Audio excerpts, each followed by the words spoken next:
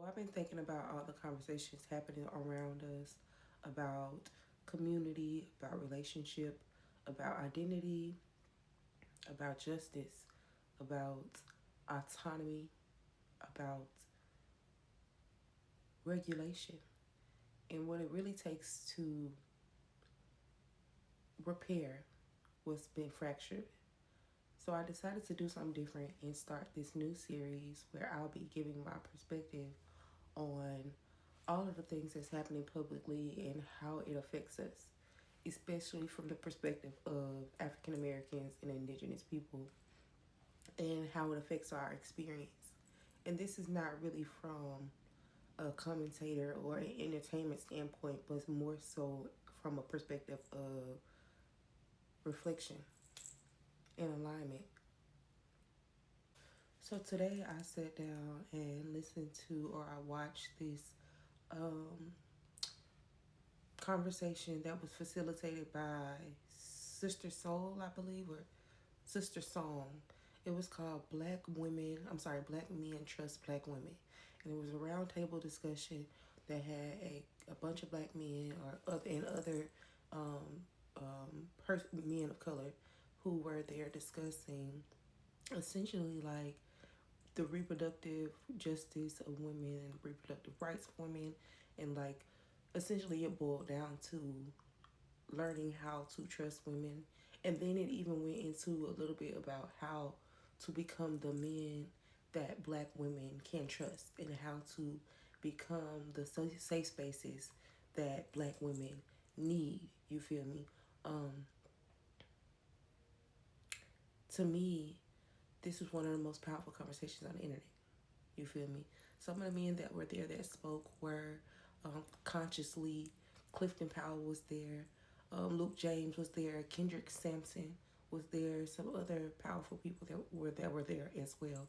Um, of course, as the title insinuated, like I said, they did get into basically how do black men trust black women, or what's stopping them from getting there, which I feel like, what I'm saying, getting to the root of the problem is, of course, always the um, first step. You feel me? In any situation, you got to get to the root of what's going on first. You know what I'm saying? So I love that they went there and they got into that perspective. You feel me?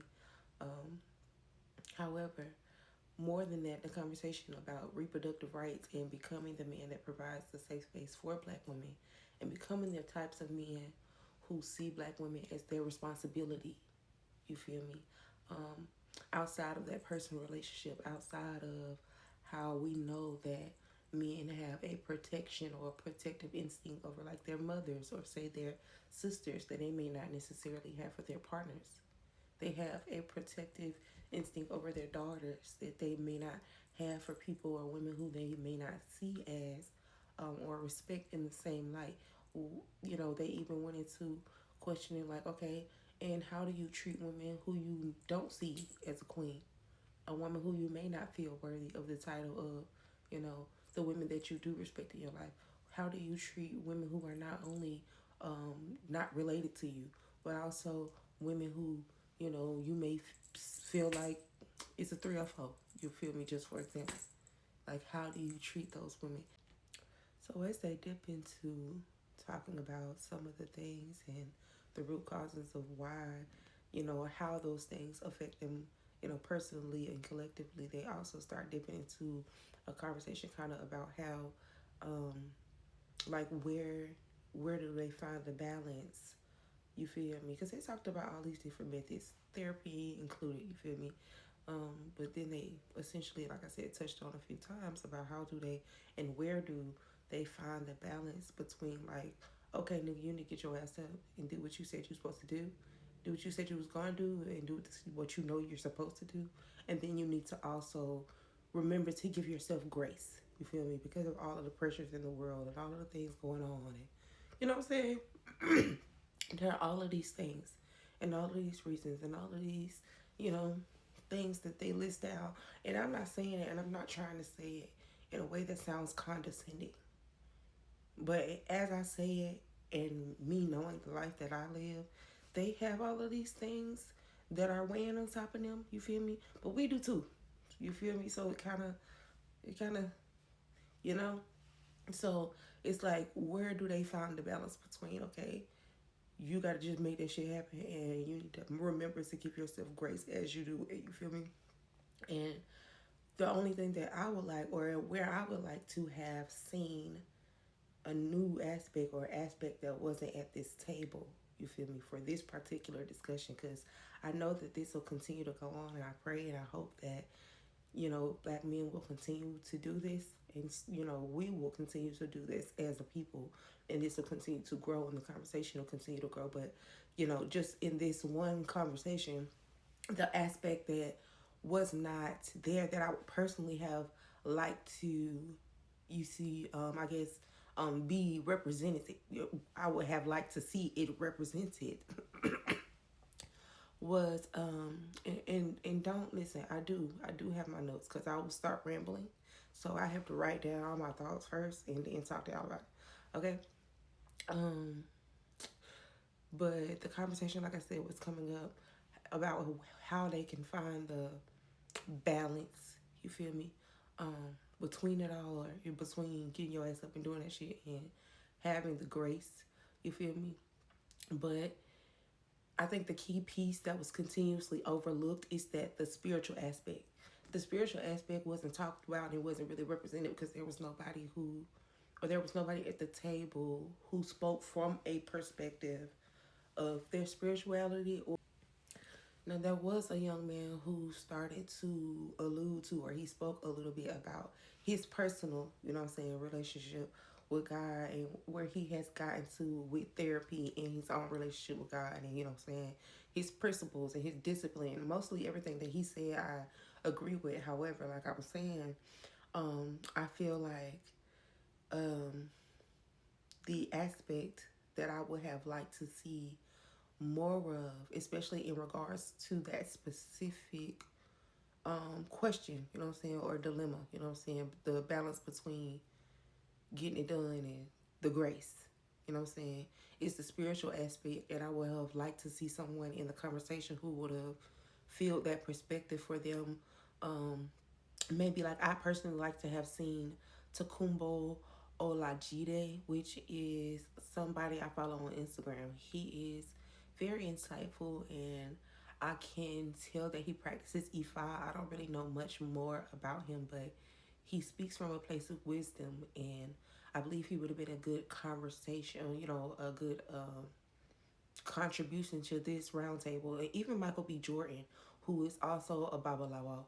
And I think that from the perspective of them being in that space, or in the conversation about finding a balance and finding those answers that can be found or that can't be found in a man, or that can't be found in a woman, because that's not we as women, and they spoke about this a lot, can give them a lot of direction, can give them a lot of insight and things that inspire them to seek what way they need to, have something done or get something done. You feel me? And we do that a lot. Sometimes even unknowingly, we are inspiring or triggering for men to do things that they wouldn't have thought about doing. And that's okay. You know what I'm saying? That is in our nature to do that. However, I think that um, in the conversation about finding that balance and finding those answers that can't be found in man, you have your relationship with God, or your personal relationship with God, because, or that's what I turn to, and that's what many women I know would turn to. And like they spoke about, and like they spoke on, that women's natural gift is intuition and insight that we can be able to share with our partners or our surroundings or our communities, to be able to, you know, utilize, essentially, because that's what God gave it to us for, to be able to utilize that, to be able to utilize it for the advancement of ourselves and our people, for to be able to survive, but not only to survive, but to thrive with the insight that God is giving us. Um, you feel me? But again, finding that answer, or finding those answers within your relationship with God and your guidance and your connection and your communion with God would then be the answer to finding where the balance comes in it. Because at any foundation of self, of soul, has to be your own personal relationship with God. Because then all the answers and all of the wonders of the world that you can't find through man, you find in God. You feel me? So, right, the conversation, while the conversation is centered around trusting black women and the importance of trusting black women by way of recognizing that black woman is the closest thing to God that black men have, black women don't know all of the answers.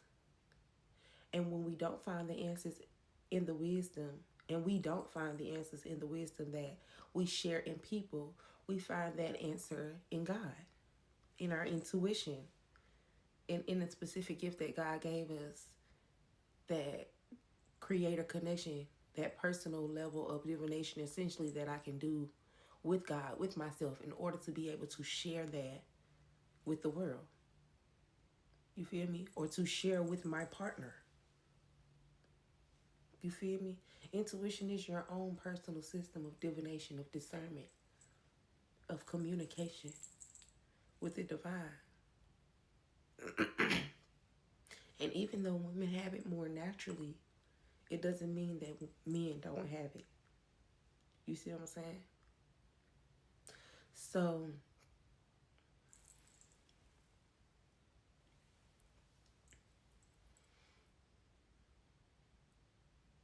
it's a gift. You feel me? That not should only be revered by men, but also should be practiced by men.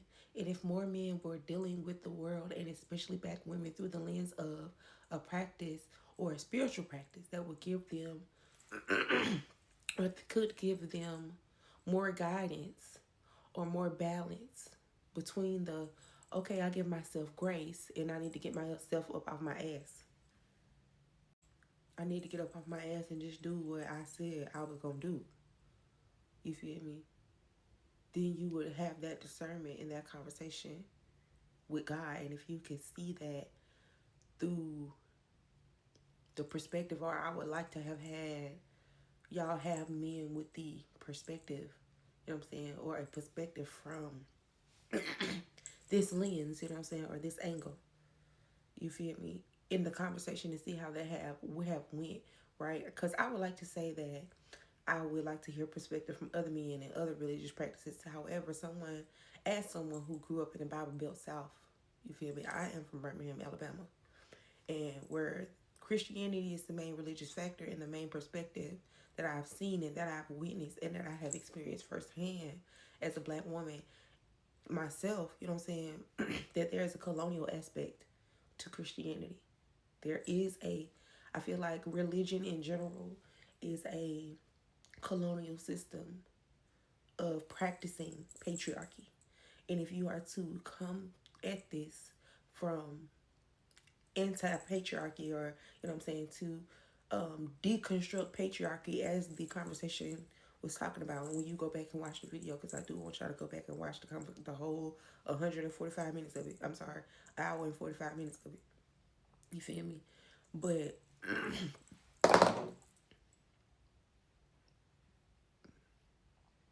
if you want to come from a perspective that is decolonizing patriarchy, we can't really hear from the perspective of religion, especially Christianity, especially Bible Belt South Christianity, because they are the system of patriarchy. They're the number one protagonist of teaching patriarchy. But that's a different conversation. You feel me? So, see, I get lost. Let me read it. So, you feel me? Christianity is taught in a way that religion in Republican red states, you feel me, sense of patriarchy exists. And so I want to remove that from the table because we already know that perspective, you feel me? So it would be nice to have had that conversation, you know what I'm saying? And even speaking, there is even in Ifa, because I know that I personally I practice Ifa, and I know that there is an Odu in the Odu, Oshe, Otura. Oshun had a significant role in basically preparing the earth for human inhabitants, right? And the male Iramole spirits, the male spirits, essentially tried to ignore her. You know what I'm saying? Tried to ignore her and to kind of like, what am I trying to say? To exclude her from all of the tasks. And so she left Earth and went back to the heavens. And it wasn't until the male spirits came to Olodumare or God, and God had them to go back and beg Oshun to come back. And it wasn't until they got Oshun to come back and they, gave her reverence. And they had to beg for her forgiveness. And then they had to, practice reverence and respect and all of those things. Did their task succeed? So only until they could respect the feminine energy did their task succeed with preparing the earth for humans to live or for humanity. You feel me? This shows us the importance of respect, reverence, and veneration for Black women and the detriment that ignoring or overlooking us can cause to not only men but to humanity. You feel me? Similarly, the other day I was reading in the Odu Okanron Meji. Y'all forgive me. I know I'm chopping up the words, but I'm learning. So I was just reading it the other day, right? I was learning. I was reading through Okamura Meji, and I was reading the Oriki about Omu, which is breast. And we'll talk about Oriki is like a Bible verse. Okay. So we was talking. I was reading about the Omu, which is the breast, and how she seeked out Ifa consultation before she decided to go and live on Earth with a child, and she had all these questions essentially about how her time would be on Earth, but Ifa assured her that her stay on Earth would not only be fruitful, but it would be equally exciting and challenging, and that she was told that her significance would be elevated over and above the other parts of the body, and that she will occupy a most conspicuous place.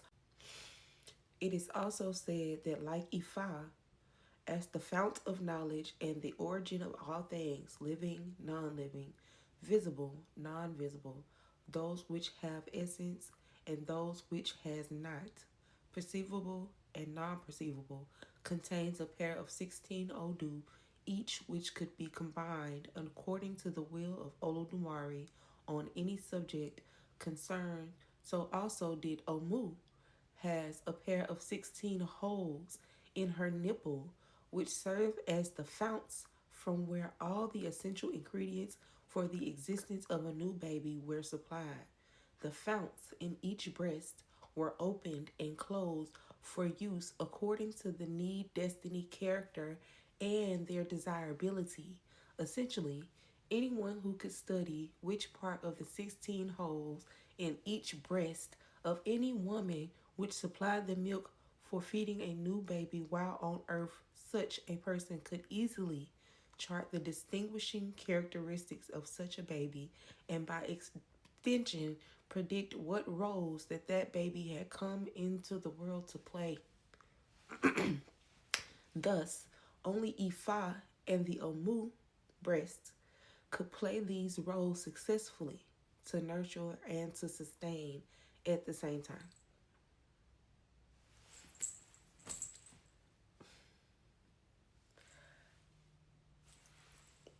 So this is just one of the many perfect examples of how women not only birth all of the men who have ever disrespected and disregarded us or even let us down, but also we sustain their lives. So this conversation is important. Trusting Black women is important. But to bring home my point, to build a relationship with God of your own, and to seek and apply the guidance of God-centered community is how you become the man that women can trust. Because it's not only necessary, at this point, it's life or death. So I'd be interested to see how that black men who have decolonized their relationship with religion and spirit through practices such as ATRs can contribute to this specific roundtable. I did thoroughly enjoy it, and I hope that y'all can go watch it on Sister Song's YouTube, or I think Conscious Lee's YouTube. Either way, I saw it on Conscious Lee's page, so you can just go to his Facebook page and look for that video, and it's linked there. All right, y'all. If it resonates, sit with it. If it challenges you, examine it. Figure out why. You feel me? But at the end of the day, I hope it just brings us closer to more conversations like this, more conversations around finding and getting to the roots and finding practical solutions that can push us more towards solutions and healing. Until next time, peace.